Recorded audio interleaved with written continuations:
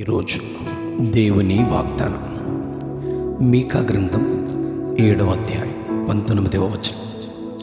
ఆయన మరల మన యందు జాలిపడును. ఆయన మరల మన యందు జాలిపడును. మన దోషములను అణిచివేయును. వారి పాపములన్నిటినీ సముద్రపు అగాధములలో నీవు పడవేయుతూ.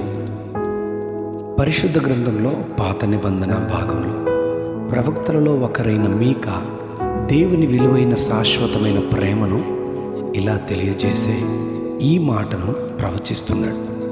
దేవుని ప్రజలైన ఇశ్రాయేలు వారు వారి క్రియల చేత దేవునికి కోపము పుట్టించగా ఆయన వారిని చెరలోనికి బానిసత్వములోనికి పంపించేవారు. చెరగొనిన వారు దేవుని ప్రజలను హింసించుచుండగా దేవుని ప్రజలు మరలా దేవుని ఆశ్రయించిన వారుగా, వారి పాపములను విడిచి దేవుణ్ణి హత్తుకున్నవారుగా మార్పు చెందుతారు. యోనా గ్రంథంలో 1వ అధ్యాయం 1-2 వచనాల్లో నినివే పట్టణస్థుల దోషము నా దృష్టికి ఘోరమైనదాయను గనుక నీవు లేచి నినివే మహాపట్టణమునకు పోయి దానికి దుర్గతి కలుగునని ప్రకటింపమని ప్రవక్త అయిన యోనాకు దేవుడు మాట చెబుతారు. యోనా నినివే వెళ్ళి ప్రకటించుటకు ఇష్టపడక తర్షీషుకు వెళ్ళుటకు ఓడ ఎక్కినను దేవుడు ప్రవక్తకు అపాయము ఓడ ద్వారా కలుగు చేసి ఒక తిమింగళం ద్వారా అతని పట్టుకుని నినివేకు తీసుకుని వెళ్ళినట్టు దేవుని వాక్యం బోధిస్తుంది. అతడు 3 దినాలు నినివే యొక్క దోషాన్ని తెలియచేస్తూ దేవుని ఉగ్రత 40 దినాలలో వచ్చి పట్టణము నాశనమగునని దేవుడు ప్రకటించమంటారు. ఇలా జరిగినప్పుడు నినివే ప్రజలకు రాజు హెచ్చరిక చేసి తానును సింహాసనం మీద నుండి దిగి గోనె పట్ట కట్టుకుని బూడిదలో కూర్చుండి దేవుని క్షమాపణను వేడుకున్నట్లుగా యోనా గ్రంథం 3వ అధ్యాయం 6వ వచనంలో వారు ఉపవాసం ఉండి మనుష్యులు ఏమీ పుచ్చుకొనకుండా, పశువులు ఎద్దులు గొర్రెలు మేత మేయకుండా, నీళ్లు త్రాగకుండా, మనుషులు తమ దుర్మార్గతను విడిచి తాము చేయు బలత్కారమును మాని వారు దేవునికి క్షమించబడినట్లుగా అక్కడ రాయబడింది.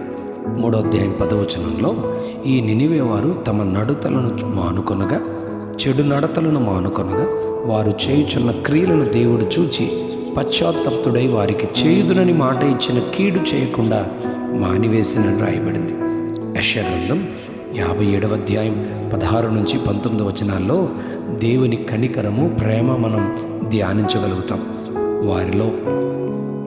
వారి లోపము వలన కలిగిన దోషమును బట్టి నేను ఆగ్రహపడి వారిని కొట్టి తిని, వారు తిరుగుబడి తమకిష్టమైన మార్గమును నడుచుచూ వచ్చిరి.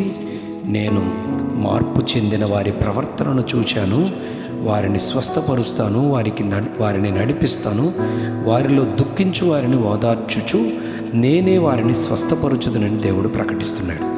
30వ కీర్తన 5వ వచనంలో ఆయన కోపము నిమిషమాత్రముండును, ఆయన దయ ఆయుష్కాలమంతయు నిలుచును. సాయంకాలమున ఏడ్పు వచ్చినను ఉదయమున ఆయన సంతోషము కలుగజేయునని దేవుని ప్రేమను దావీదు తెలియజేస్తూ ఉన్నాడు. యెషయా గ్రంథం 60వ అధ్యాయం 10వ వచనంలో నేను కోపపడి నిన్ను కొట్టితిని గాని కటాక్షించి నీ మీద జాలుపడుచున్నాను. నిన్ను బాధించిన వారి సంతానము నీకు సాగిలపడతారు. నిన్ను తృణీకరించిన వారు నీ పాదాల మీద పడినట్లుగా చేయుదునని దేవుడు తిరిగి పోగొట్టుకున్న ఘనత, పేరు మరల ఇచ్చుదునని వాగ్దానం చేస్తున్నారు.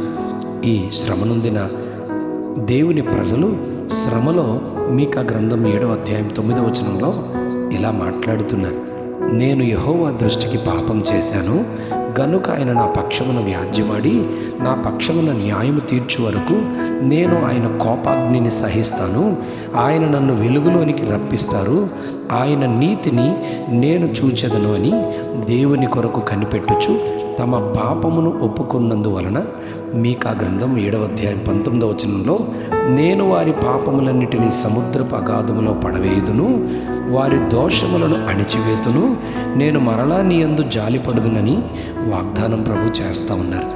యోవేలు గ్రంథం 2వ అధ్యాయం 13వ వచనంలో మీ దేవుడైన యెహోవా వాత్సల్యములు గలవాడును, శాంతమూర్తియు, అత్యంత కృపగలవాడునయుండి తాను చేయనుద్దేశించిన కీడును చేయక పశ్చాత్తాపపడును గనుక మీ వస్త్రములను గాక మీ హృదయములను చింపుకొనుడి అని ప్రవక్త హెచ్చరిస్తున్నాడు.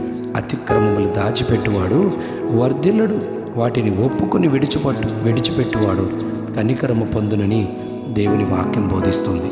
అలాగున మరలా ఆయన మన యందు జాలిపడినట్లుగా దేవుని క్షమాపణను కోరుచు క్షమింపబడి జీవించే కృపను ఆయన మనకు సంపూర్తిగా అనుగ్రహించునుగాక. Amen, amen, amen.